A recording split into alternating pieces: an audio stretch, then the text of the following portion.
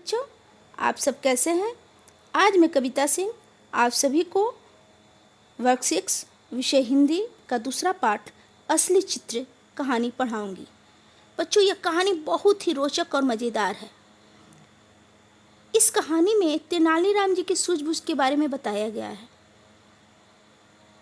तो बच्चों, चलें हम लोग आगे बढ़ते हैं कहानी की ओर। राजा कृष्णदेव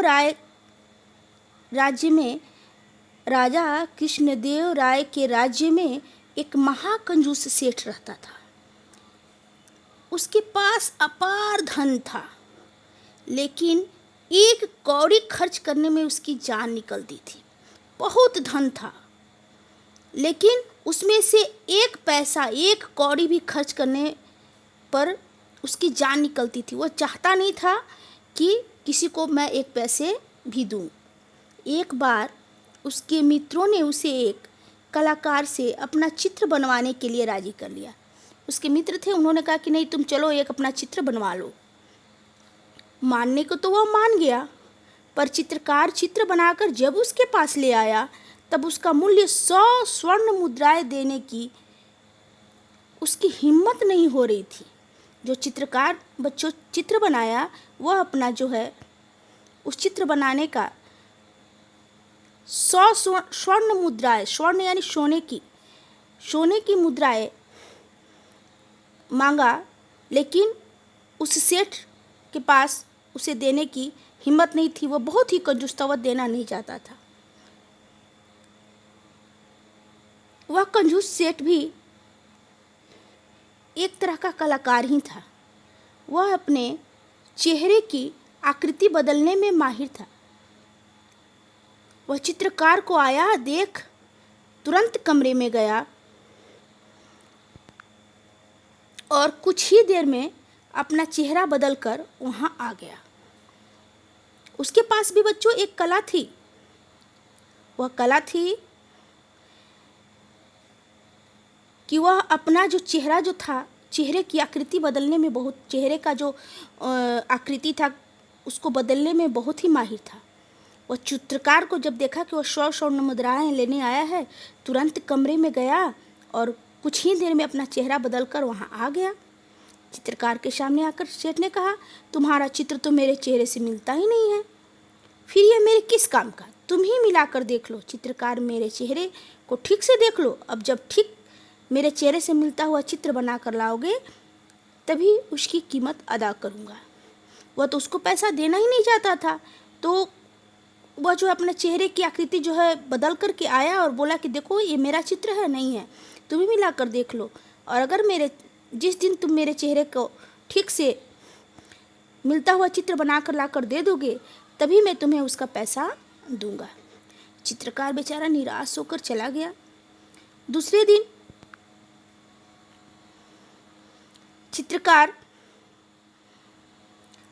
दिन बच्चों चित्रकार जो है फिर से एक नया चित्र बनाकर लाया जो उसके पिछले दिन के चेहरे से एकदम मिलता था। जिस चेहरे की आकृति अपनी बदल जो लिया था उसके चेहरे से मिलता जुलता था। लेकिन कमाल, सेठ ने इस बार भी अपना चेहरा बदल लिया। चित्रकार ने चित्र मिला कर देखा तो वह भी भौचक आश्चर्यचकित रह गया। बच्चों, कह रही इसका तो चेहरा मिल ही नहीं रहा है। चेहरा चित्र से न मिलता था, सो न मिला। चित्रकार मारे शर्म के पानी पानी हो गया। कह रही मैं कैसा चित्र बना रहा हूँ कि इतना अच्छा मैं चित्र बनाता हूँ और ये जब मैं आ रहा हूँ इनका कुछ न कुछ अलग हो जा रहा है। उसकी समझ में यह बात नहीं आ रही थी, आखिर उससे ऐसी गलती हो कैसे जाती है। उसने फिर से चित्र बनाने का फैसला किया कि मैं फिर से इनका चित्र बनाऊंगा। अगले दिन वह फिर एक नया चित्र बना कर ले आया, लेकिन सेठ की कारस्तानी से उसे चित्र के साथ पूर्व के दिनों जैसा ही हश्र हुआ। यानी कि सेठ ने फिर से अपने चेहरे की आकृति बदल ली। फिर से बच्चों अपने चेहरे की आकृति बदल ली। कारस्तानी मीन्स होता है बच्चों करतूत या कर्म। कारस्तानी मीन्स होता है करतूत या कर्म। चित्र के साथ पूर्व के दिनों के जैसा ही हर्ष हर्ष हर्ष रमेश में चुप परिणाम वैसे ही हुआ। फिर वो चित्र उससे मिलता जुलता नहीं था। इसके बाद भी कई दिनों तक ये नए नए चित्र बनाता रहा। हर बार उसे निराशा हाथ लगती रही। हर बार वो बेचारा निराश होते गया कि क्यों नहीं मैं सेठ के जैसा चित्र बना पा रहा हूँ। जब मैं आ रहा हूँ इसका चित्र तब अलग अलग हो जा रहा है। लेकिन कई दिनों के अनुभव से वह सेठ की चाल को समझ चुका था। वह सेठ की कंजूसी को भी जान गया था और पैसे न देने के बाद भी वह कई दिनों तक अपनी मेहनत को बेकार नहीं देना चाहता था। कितना दिन से मैं मेहनत कर रहा हूँ, यह सेठ जो है पैसा देने के चलते ऐसा काम कर रहा है और अपनी मेहनत को वह बेकार नहीं करना चाहता था और सोचा कि कैसे कंजूस सेठ से पार पाया जाए। इस पर खूब सोचने के बाद उसने तेनालीराम जी, जो कि सूझबूझ के लिए जाने जाते हैं, उसने तेनालीराम से मिलने का फैसला किया।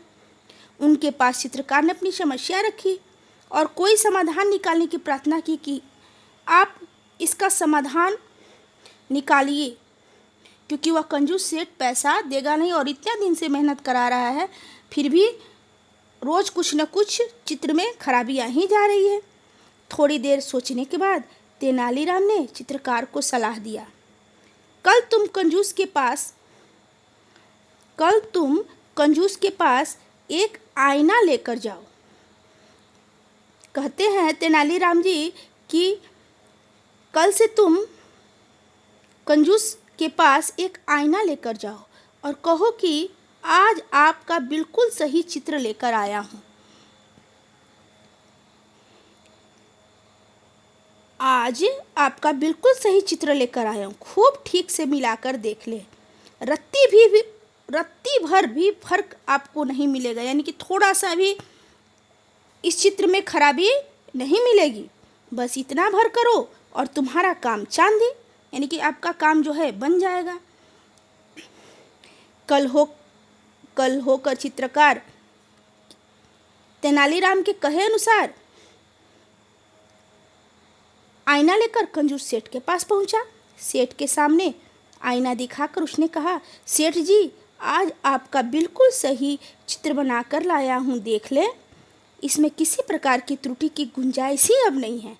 इस पर सेठ बहुत ही झुंझलाया, गुस्साया और बौखला कर बोला, अरे यह चित्र कहाँ है, यह तो आईना है। चित्रकार ने तब सेठ को जवाब दिया, सेठ जी महाराज आईना के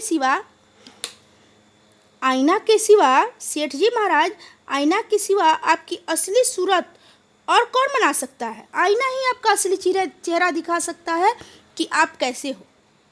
बस जल्दी से मेरे चित्रों की कीमत 1000 स्वर्ण मुद्राएं निकाले।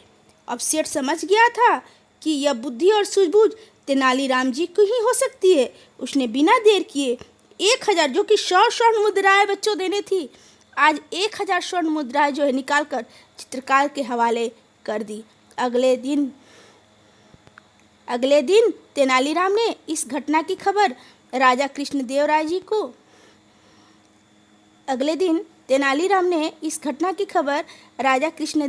को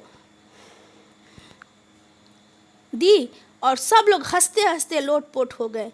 बच्चों, आया ना मज़ा। यह कहानी इतनी अच्छी है, इतनी रोचकदार है कि आपको तेनालीराम जी की सूझबूझ के बारे में पता चला कि तेनालीराम जी कितने सूझबूझ से काम लेते थे। और जब कृष्णदेव राय महाराज के पास यह घटना बताया गया तेनालीराम जी के द्वारा, सब लोग हंसते हंसते लोटपोट हो गए। इसलिए किसी को बच्चों, किसी का मेहनताना कभी भी रखना नहीं चाहिए और इतना भी कंजूस नहीं होना चाहिए कि किसी का मजदूरी काट कर उसे रोज़ रोज़ परेशान करके अपना फ़ायदा उठाया जाए। तो बच्चों, आज के लिए बस इतना ही। अब मिलते हैं प्रश्न उत्तर के साथ अगली कक्षा में। तब तक के लिए बच्चों